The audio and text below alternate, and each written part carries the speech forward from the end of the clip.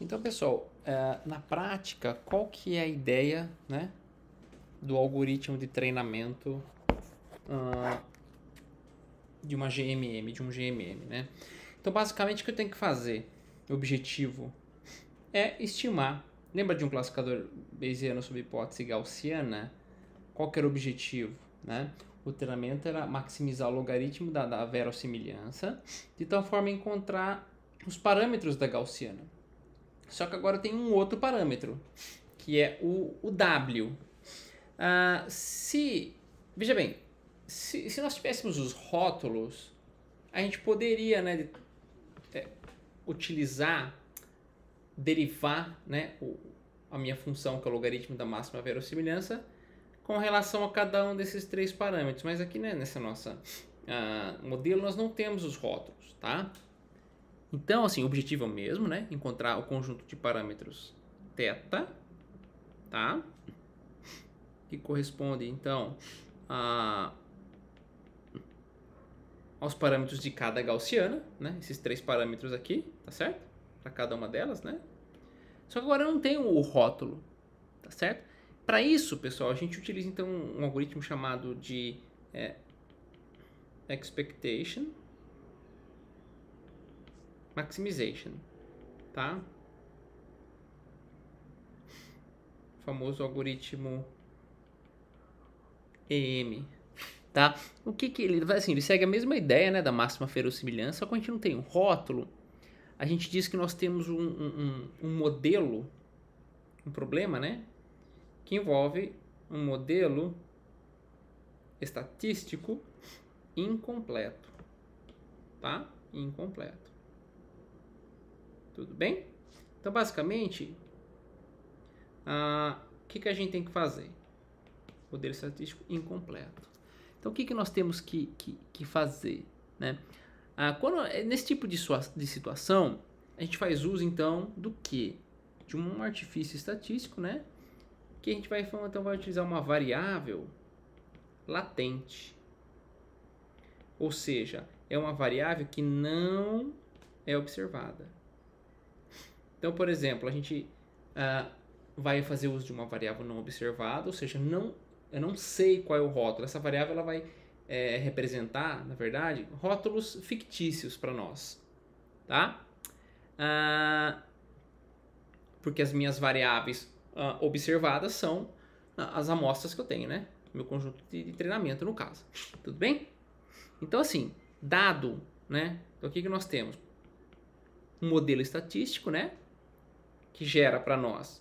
O que nós temos? Um conjunto de observações, né? Que é meu conjunto de treinamento. Eu tenho um conjunto de variáveis latentes, não observadas, né? Conjunto de variáveis não observadas Z, tá? E nós temos também um conjunto de parâmetros θ. Então esse é o nosso problema.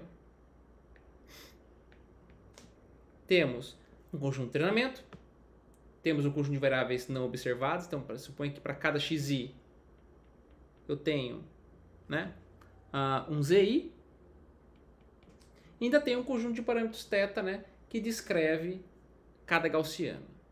O que a gente vai fazer com isso? Tá? Bom, nós temos então a minha função de verossimilhança, né, que antes era a nossa probabilidade conjunta, no caso do classificador bayesiano, tá? É dada então pela seguinte equação. Então, eu tenho um conjunto de parâmetros θ, né? E eu tenho o conjunto das variáveis observadas e as não observadas, tá? Então isso vai ser igual a quê? A probabilidade, tá?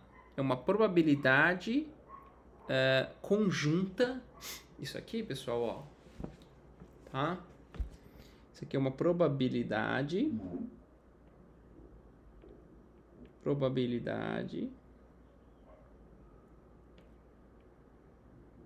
conjunta de x, né, na verdade, x caligráfico e z, tá? Bom, então o que a gente faz agora, né? Assim, então, o estimador de máxima verossimilhança desse, veja bem, meu objetivo é o quê? Encontrar, né, esse conjunto de parâmetros. Então, o estimador de máxima verossimilhança de θ, tá? Como é que ele é determinado? De novo, eu tenho que maximizar,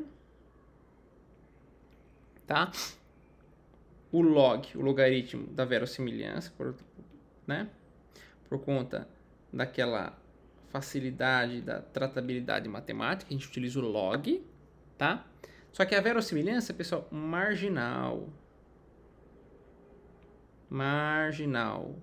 tá? Dos meus dados observados. Por que a gente fala que ela é marginal? Porque a gente só tem acesso ao conjunto das variáveis observadas, né? Que é meu conjunto de treinamento. Por isso chama marginal, tá? É como se eu estivesse, né, obtendo uma aproximação. Então, na prática, o que nós temos, né? Então, essa minha função de máxima verossimilhança, eu só vou levar em consideração o x, que é o que eu tenho, tá? Como é que ela é calculada, né? Então, eu tenho aqui a probabilidade condicional, né? Perdão, probabilidade conjunta, né? Que é isso aqui não é o x caligráfico, é o conjunto todo, né? E como é que eu calculo isso? Isso aqui, teoricamente, seria o quê? A integral, né? Tá? Dessa probabilidade conjunta das variáveis observadas e das não observadas, né? Dado o meu conjunto de parâmetros, né? Só que eu teria que fazer a integral em z. Então, na verdade, é o seguinte, eu integro, né, a probabilidade conjunta em z, tá? Porque, na verdade, como eu não tenho, eu vou ter que sumir com o z, não tenho ele, é uma variável não observada. Então, é assim que a gente acaba calculando, né, a probabilidade marginal. Agora, esse termo, pessoal, essa integral aqui, eu não consigo calcular ela analiticamente. Tudo bem? Não consigo calcular analiticamente, né? Porque, como eu disse, nós não temos o z. Então, qual que é a ideia? Como é que eu faço, então, resolvo esse problema? Eu vou utilizar o algoritmo de Expectation Maximization. É o que a gente está falando. Ele funciona pela aplicação sucessiva de 2 passos, tá? É o passo 1, é o passo de Expectation, por isso que ele chama Expectation Maximization. O que o passo E faz? Tá? Então ele calcula o valor esperado, por isso que ele fala Expectation, né?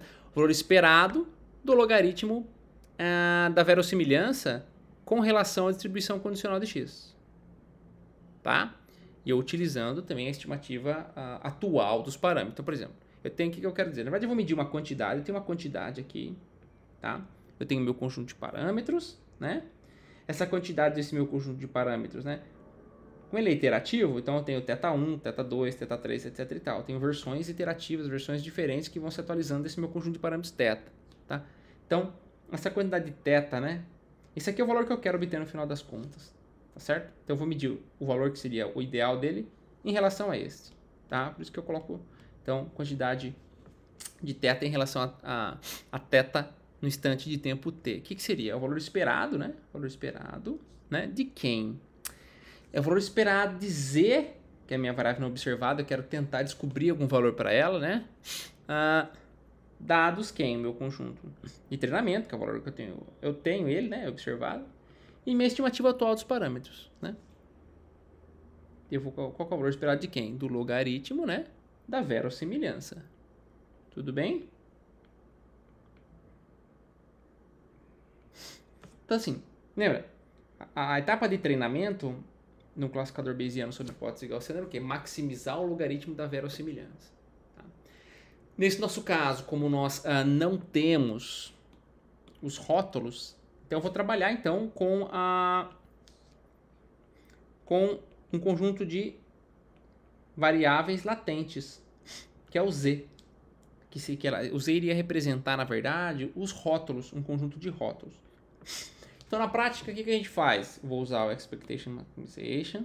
Primeiro, então, eu tenho passo de Expectation. Tá? E depois o que eu faço? Eu quero encontrar os parâmetros, né, que maximiza essa quantidade Q que eu obtive no passo anterior. Então, por exemplo, que é na verdade quem? O cálculo para eu estimar o θt mais 1, que é o conjunto de parâmetros da próxima iteração. Tudo bem? Então, na prática, como é que funciona, né? O algoritmo EM, certo? Eu basicamente vou ter o passo 1, que eu vou calcular esse valor esperado. Por exemplo, eu inicializo por alguma heurística o meu conjunto θ, que eu preciso do meu θ0, né? A gente vai ver depois com mais detalhes. Calculo esse passo. Depois calculo o passo 2. Eu vou ter um novo valor t mais 1. Volto para o passo 1, calculo isso, vou para o passo 2. Ou seja, isso é executado, tá? Os passos 1 e 2 eles são executados de maneira sequencial, ou seja, executo expectation, depois eu vou para maximization, primeira iteração, expectation, maximization, e assim vai, tá? E eu vou executando esses passos, né, quando um critério de parada for estabelecido, como, por exemplo, a diferença entre as normas desses dois vetores, né?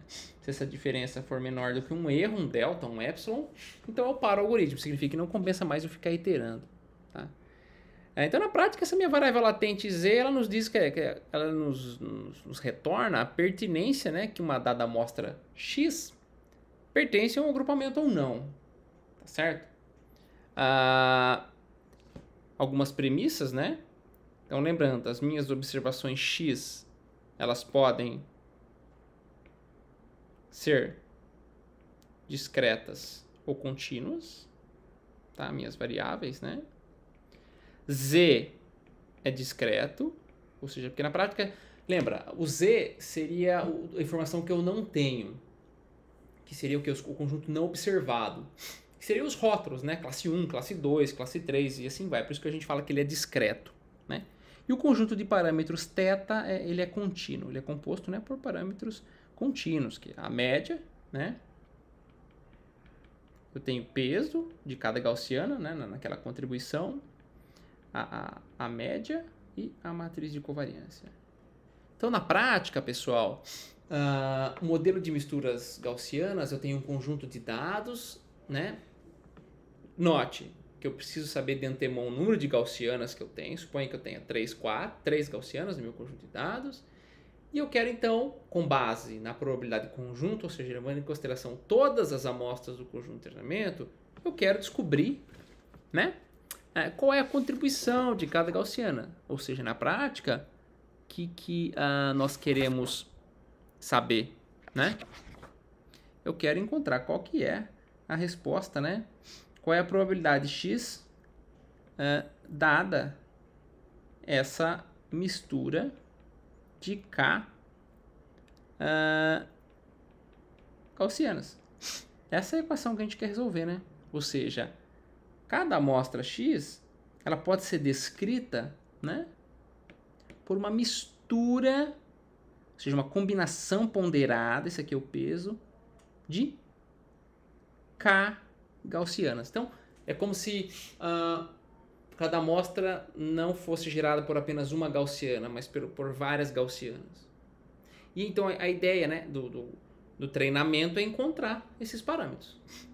Tanto o W, né, quanto a média e a matriz de covariância de cada gaussiana. Tudo bem?